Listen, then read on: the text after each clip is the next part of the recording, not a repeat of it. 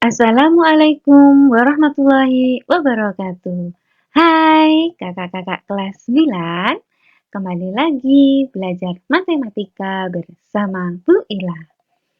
Dalam kesempatan kali ini, Bu Ila akan memberikan beberapa latihan soal beserta penyelesaiannya, supaya bisa memudahkan kalian untuk belajar matematika dalam menghadapi sumatif akhir tahun.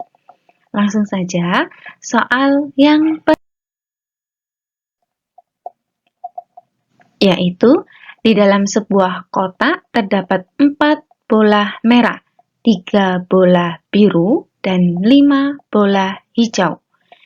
Jika 2 bola diambil secara berturut-turut tanpa pengembalian, maksudnya bola diambil, setelah diambil bolanya tidak dimasukkan kembali ke kantong, maksudnya seperti itu.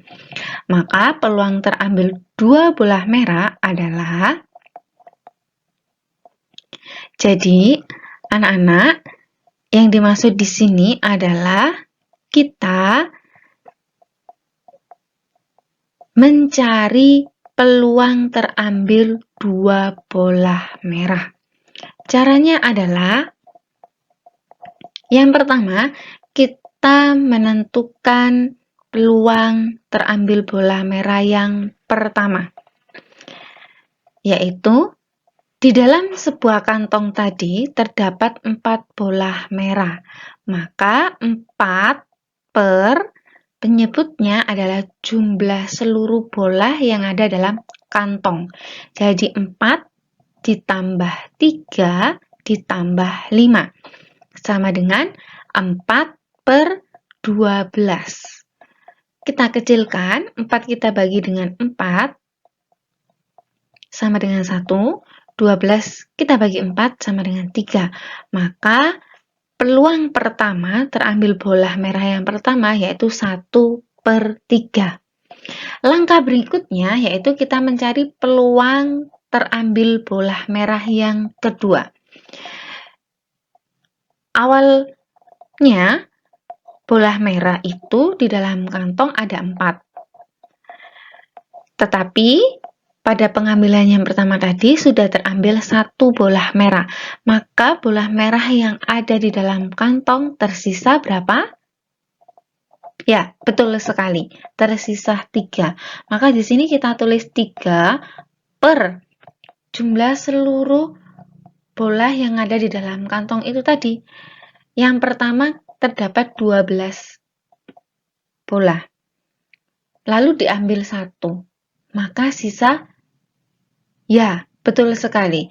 12 diambil 1, tersisa 11. Jadi, peluang terambil bola yang kedua, yaitu 3 per 11. Lalu, untuk mencari peluang terambil 2 bola merahnya bagaimana, Bu Ila? Caranya adalah anak-anak untuk mencari peluang terambil 2 bola merah tadi, yaitu dengan cara hasil peluang terambilnya bola merah yang pertama, yaitu 1 per 3, dikalikan dengan peluang terambil bola merah yang kedua, pengambilan yang kedua, yaitu 3 per 11. Jadi 1 per 3 sama dengan 1 per 3 dikali 3 per 11. Maka sama dengan 3 per 33. Kita kecilkan masing-masing. Untuk pembilang maupun penyebut kita bagi 3 sama dengan 1 per 11. Jadi,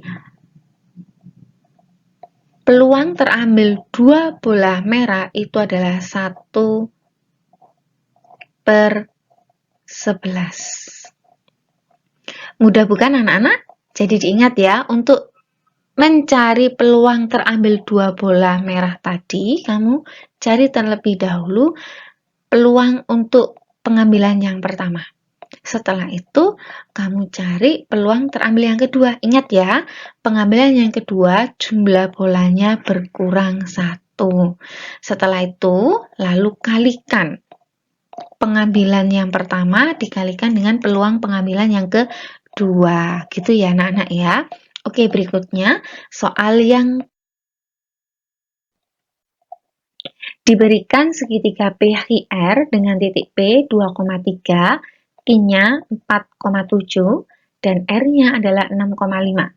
Koordinat titik P aksen, Q aksen, dan R aksen setelah diputar 180 derajat searah jarum jam terhadap titik pusat atau titik O, yaitu 0,0 adalah, maka langkah yang pertama anak-anak yang perlu kalian ingat itu adalah rumus dari perputaran 180 derajat searah jarum jam.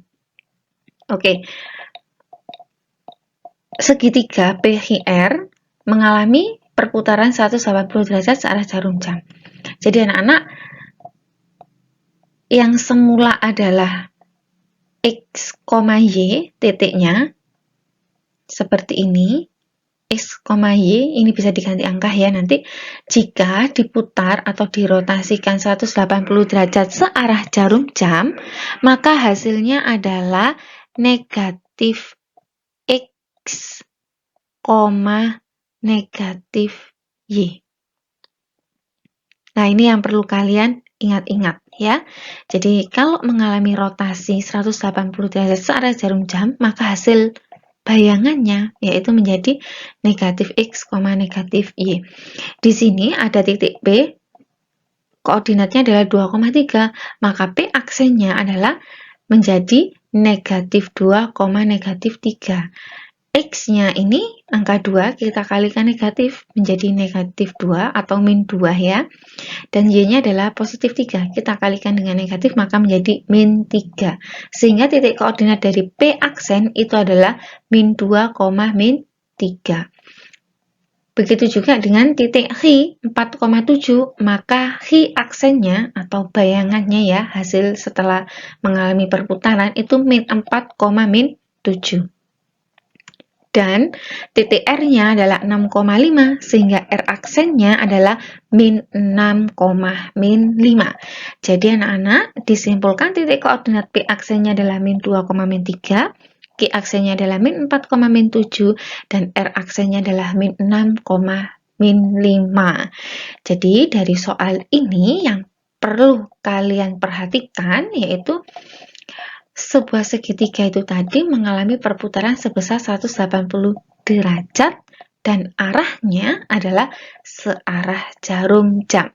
Maka hasil bayangannya yaitu yang semula titik koordinatnya X, Y, maka menjadi negatif X, negatif Y. Ini yang perlu kalian perhatikan jika mendapatkan soal seperti ini. Mudah bukan anak-anak? Oke, berikutnya Bu Ilah lanjut. Soal yang ketiga. Ada sebuah kubus, dia memiliki panjang sisi. Artinya di sini maksudnya adalah panjang setiap rusuk dari kubus itu adalah 2 meter. Sebuah balok memiliki ukuran panjang, alasnya adalah 2 cm dan lebarnya adalah 3 cm. Serta tingginya adalah 4 cm. Luas permukaan kubus dan balok yang sesuai dengan pernyataan tersebut adalah, oke anak-anak, dari bentuk soal ini kita tahu yang diketahui adalah panjang rusuk dari kubus itu 2 meter dan ukuran dari balok itu adalah 2 panjangnya, lebarnya 3 dan tingginya adalah 4. Dan yang ditanyakan dalam pertanyaan ini apa anak-anak? Ya, betul sekali. Yang ditanyakan adalah luas permukaan kubus dan luas permukaan balok. Oke, kita selesaikan satu persatu dulu. Kita selesaikan untuk mencari luas permukaan kubus. Ada yang tahu rumusnya? Ya, betul sekali.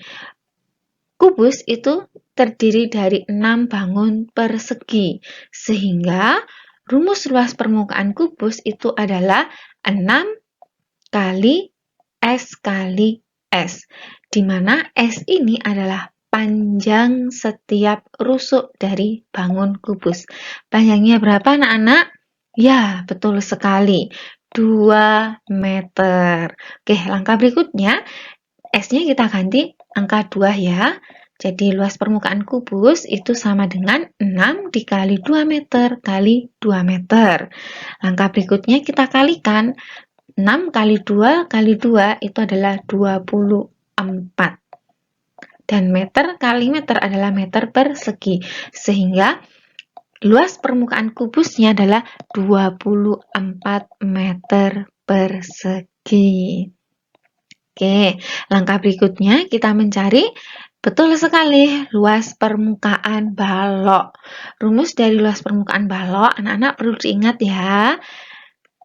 2 dalam kurung panjang kali lebar ditambah panjang kali tinggi ditambah lebar kali tinggi.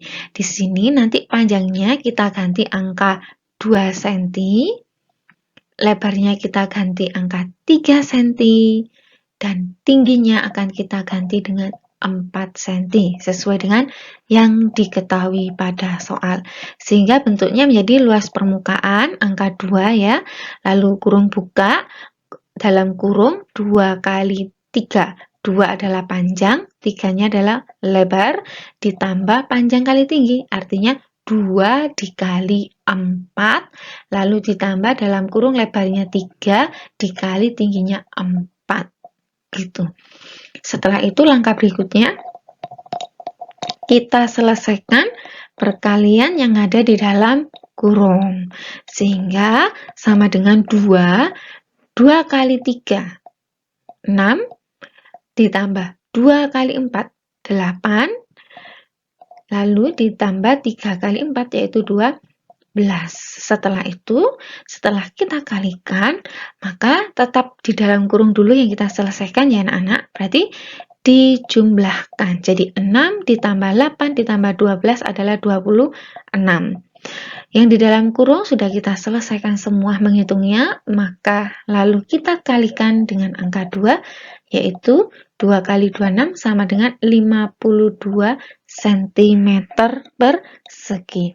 Jadi, luas permukaan kubusnya adalah 24 meter persegi dan luas permukaan baloknya adalah 52 cm persegi. Untuk bentuk soal yang seperti ini, anak-anak, yang perlu kita perhatikan ya adalah rumus dari luas permukaan kubus, yaitu 6 kali S kali S, serta rumus luas permukaan dari balok, yaitu 2 dalam kurung panjang kali lebar, panjang kali tinggi, 2 dalam kurung panjang kali lebar, ditambah panjang kali tinggi, ditambah lebar kali tinggi. Bisa anak-anak? Bisa dong, kalian pasti bisa. Sangat mudah sekali, oke? Contoh soal yang berikut. Itu, pada suatu pesta, itu terdapat jumlah pria dan wanitanya adalah 100 orang. Di sini totalnya adalah 100, itu pria dan wanita. Diketahui lagi, ternyata jumlah wanita di sana lebih banyak 20 dari pria. Jadi lebihnya adalah 20 dari pria. Maka banyak pria yang hadir berapa? Gitu. Yang ditanyakan adalah banyaknya tamu pria yang hadir dalam pesta tersebut. Langkahnya bagaimana ya Bu Ila ya? Langkahnya adalah anak, kalau kalian menemukan jenis soal seperti ini, maka ubahlah pria dan wanita ini menjadi variabel. Variabelnya saya misalkan apa Bu Ila? Bisa dimisalkan huruf abjad apapun. Di sini Bu Ila memisalkan X itu adalah pria dan Y itu adalah wanita. Jadi kalau terdapat pernyataan jumlah pria dan wanita adalah 100, maka bentuk persamaannya adalah bagaimana? Ya, betul sekali. X ditambah Y itu sama dengan 100. Jadi total pria dan wanita itu adalah 100. Ini adalah persamaan yang pertama ya.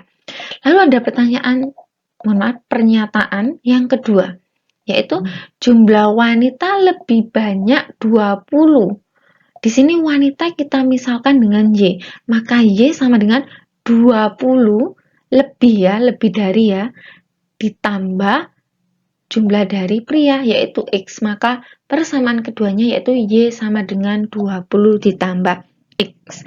Lalu berikutnya langkahnya bagaimana? Anak-anak, di sini Bu Ila akan menggunakan metode substitusi.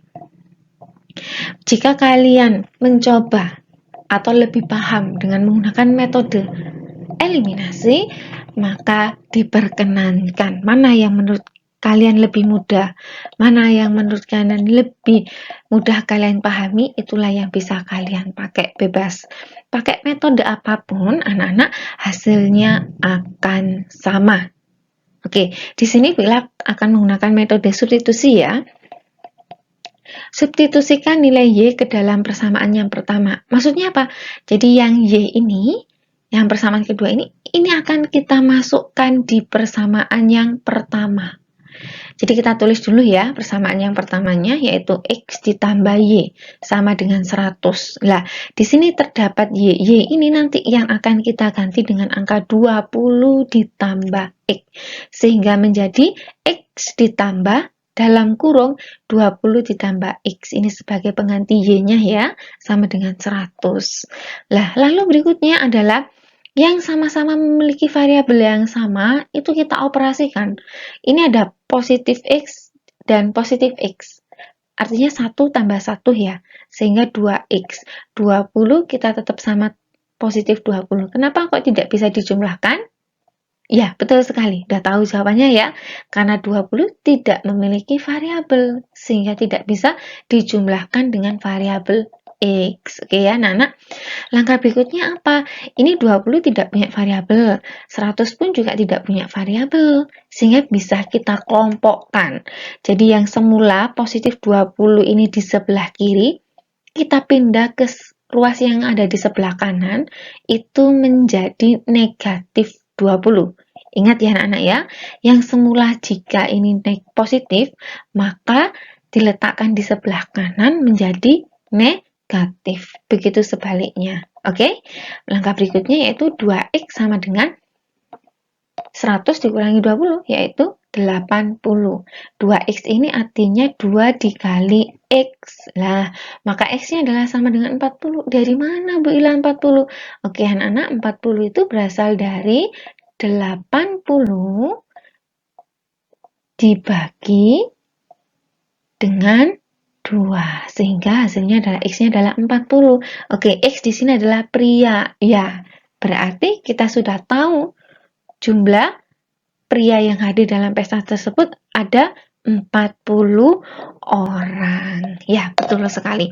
Jadi untuk bentuk soal yang seperti ini anak-anak, yang perlu kalian perhatikan itu adalah kalian ubah dulu dua benda yang ada di situ.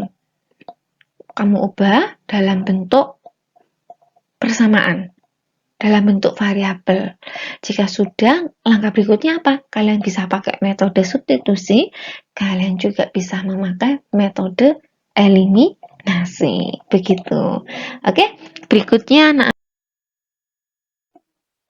selesai sudah. Itu adalah sebagai penutup soal yang Bu Ila jelaskan pada kesempatan kali ini. Terima kasih anak-anak, semoga penjelasan Bu Ila pada kesempatan kali ini bisa membantu kalian, memudahkan kalian dalam belajar matematika. Semangat terus untuk menghadapi sumatif akhir tahun. Terima kasih. Assalamualaikum warahmatullahi wabarakatuh.